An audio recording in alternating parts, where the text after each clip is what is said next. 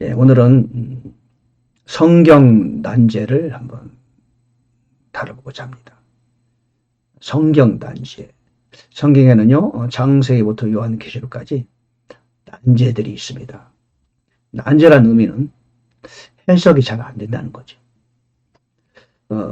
기독교 2000년 사이에서 특별히 종교개혁 이후에 많은 주석들이 출간됐는데, 그 주석들조차도 이 난제들을 잘 다루지 못합니다. 그리고 주석가들, 성경 연구가들 사이에서도 논란의 대상이 되는 그런 구절들이 있습니다. 그런 구절들을 일컬어 우리는 난제라고 말하죠.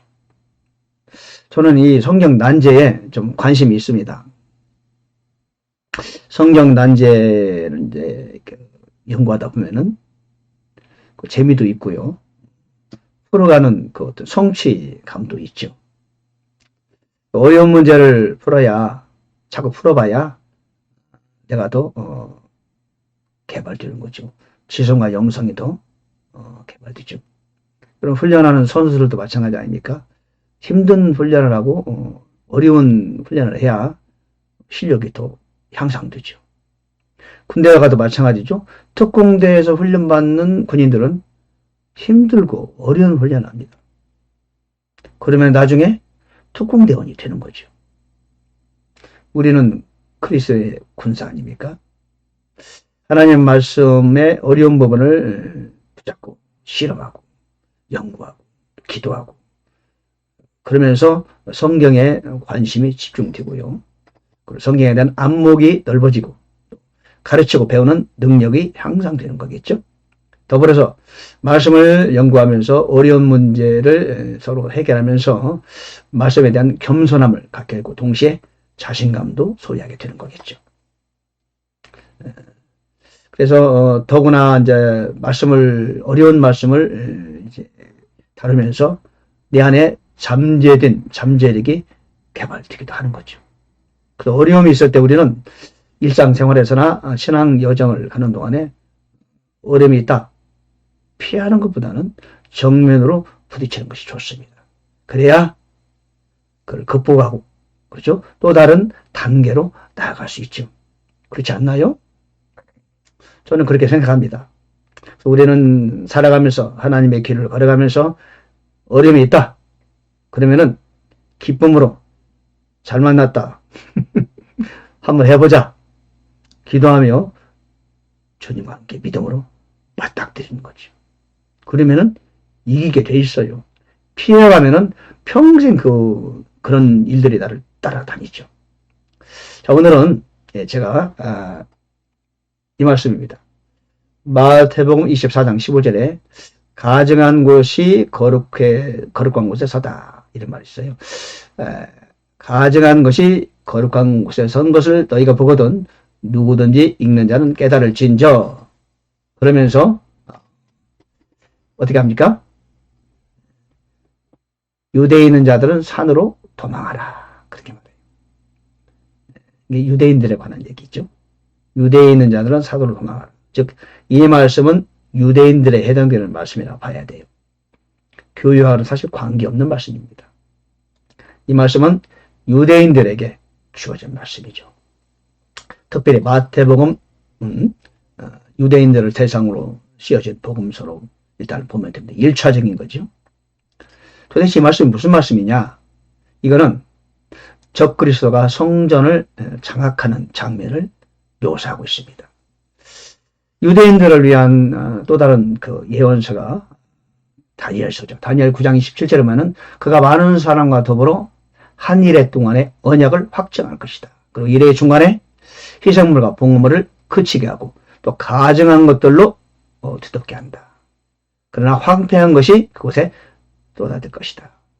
즉 적그리스도가 한 일회의 그 환난 기간 중간에 그가 돌변해서 이제 자기가 성전 안에 서서 내가 하나님이다. 나를 섬겨라. 그렇게 한다는 거예요. 그 가정한 것이 거룩한 곳에 섰다. 이런 뜻입니다. 그 7년 환란 시에 유대인의 박멸을 의도로 적그리스도가 성전을 장악하는 장면을 지금 설명하고 있는 겁니다. 유대인들도, 여러분, 유대인은요, 그 구원의 그 섭리가 교회와는 다릅니다.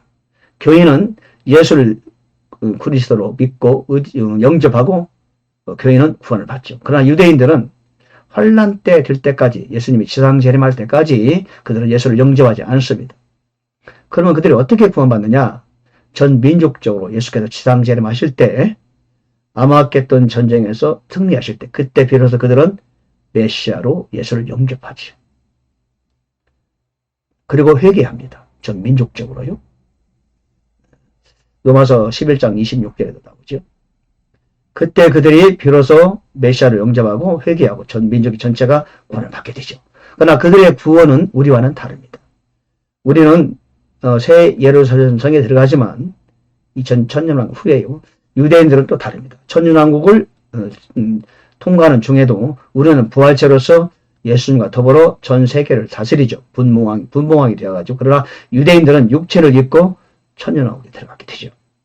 그리고 유대 땅에서 그들은 그들의 민족을 이루면서 가나안 땅에서 잘 살게 되죠. 천년왕국에서 유대인들은 아주 나름대로 대우를 받고 사는 거죠. 그들이 구약에 약속했던 그들의 왕국을 건설하게 되는 겁니다. 그러나 교회는 부활체를 가지고 전 세계 육체를 입은 사람을 다스리죠. 그러므로 유대인과 우리는 신분 자체가 달라요. 구원의 방법도 다를 뿐더러. 그리고 그 환란 시에 이제 적그리스도가 666표를 받게 해서 전 세계 민족을 압박하고 왕이 되려는 그런 의도를 갖게 되죠. 그리고 유대인들을 완전히 박멸하려고 그냥 모조리 다 죽이려고 이제 획책하는 거죠. 그것이 이제 계시록 11장, 12장, 13장에 쭉 소개되고 있습니다. 그래서 우리가 종말을 항상 종말론을 공부하고 연구할 때는 이방인과 유대인과 교회를 세 부류로 나누어서 해결해야만이 성경이 해석이 됩니다. 이방인들도 이방인에 대한 하나님의 이제 경륜이 있고요. 유대인을 향한 하나님의 경륜이 따로 있고, 교회를 향한 하나님의 섭리와 계획과 경륜이 따로 있습니다. 그것을 우리가 알아야 성경이 제대로 해석이 되는 것이죠. 교회는요, 천년 왕국을 통과해서 새 예루살렘 성에 들어가게 됩니다. 그리고 그 예수님이 지상재림할 때 예수께서는 이 세계의 민족을 놓고 이제 심판하십니다. 스가랴에 나오는 여호사밧 골짜기에서 심판하고요. 마태복음 25장에 나오면 양과 염소 심판이 바로 그 심판을 의미합니다. 그리고 그들을 양으로 분류된 그 민족은, 그 사람들은 천년왕국에 육체를 입고 들어가게 되고요. 염소로 분류된 그 사람들은, 이방인들은 이제 심판을 따로 가게 되는 것이죠. 그래서 천년왕국에는 이방인 일부, 그리스도의 심판에 의해서 양으로 분류된 이방인이 들어가게 되고, 또 유대인들이 가나안 땅에서 그 천년왕국의 성전을 건축하고 성전을 섬기면서 거기서 살게 되고, 우리 교회는 부활체를 가지고 예수님과 함께 천년왕국을 다스리게 되는 것이죠. 예, 그 누가복음 19장에 보면은 열무나 남긴 종에게 너는 10골 권세를 차지하라. 그것이 바로 교회를 향한 주님의 그 어떤 섭리요, 또한 어떤 그 사명을 주신 거죠. 5무나 남긴 사람에게는 5골 권세를 차지하라. 그것은 곧 천년왕국에서 교회에 속한 저와 여러분들이 이제 맡을 어떤 사명의 사역에 관한 그 비유를 말씀하신 것입니다. 어쨌든 이 이제 마태복음 24장은 주로 유대인에 관한 그 환란 시에 대해 일어난 사건에 관하여 말하고 있습니다. 그래서 적그리스도는 유대 땅, 팔레스틴 땅을 중심으로 전 지구를 다스리게 될 것이고, 주로 유럽 중심으로 다스리게 되겠죠. 어쨌든 이 말씀은 가증한 것이 거룩한 곳에 사다. 그건 바로 이제 데살로니가 후서 2장 3절 이후에 나오죠. 그저 나옵니다. 가증한 것이 거룩한 곳에 사다. 분명히 환란 기간에는 적그리스도 시대가 다가옵니다. 물론 교회는 그 전에 이제 하늘로 들림 받는 거죠. 또 일부 사람들은 비록 교인이었지만은 믿음이 증명되지 않은 사람들은 환란을 통과하면서 자기 믿음을 보여야 되겠죠. 그때는 단순히 믿음만으로 되는 것이 아닙니다. 실제로 666% 받으면 큰일 나니까요. 목숨을 걸고라도 받지 말아야 되는 거죠. 그때는 단순한 믿음으로만이 아니고 믿음과 행위가 동반돼야만이 구원에 이르는 것이죠. 그래서 환란을 통과한 그들도 살아서 천년 동안 왕노릇하게 되는 겁니다.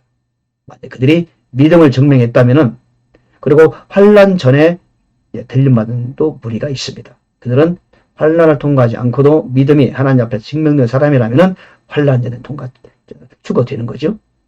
그 구절이 살전 4장 16절 이하에 나오는 바로 그 말씀입니다.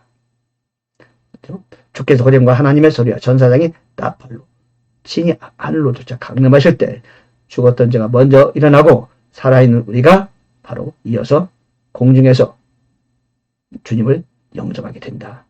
그 말씀이 교회의 들림받음을 시사하는 말씀입니다. 교회가 다 모두 들림받는 것이 아니라 교회가 일부 들림받고 또 일부는 환란을 통과하게 되는 것입니다. 자, 오늘은 마태복음 24장 15절에서 멸망에 가증한 것이 거룩한 곳에 선다. 이 말씀을 가지고 같이 한번 그 난제를 다뤄봤어요. 이 말씀은 이제 그 타겟이 유대인들을 타겟을 하고 있다. 그렇게 이해하시고 그 은혜 받을 수 있으면 좋겠습니다. 다음에도 다른 구약 신약 난제들을 같이 한번 다뤄보도록 하겠습니다.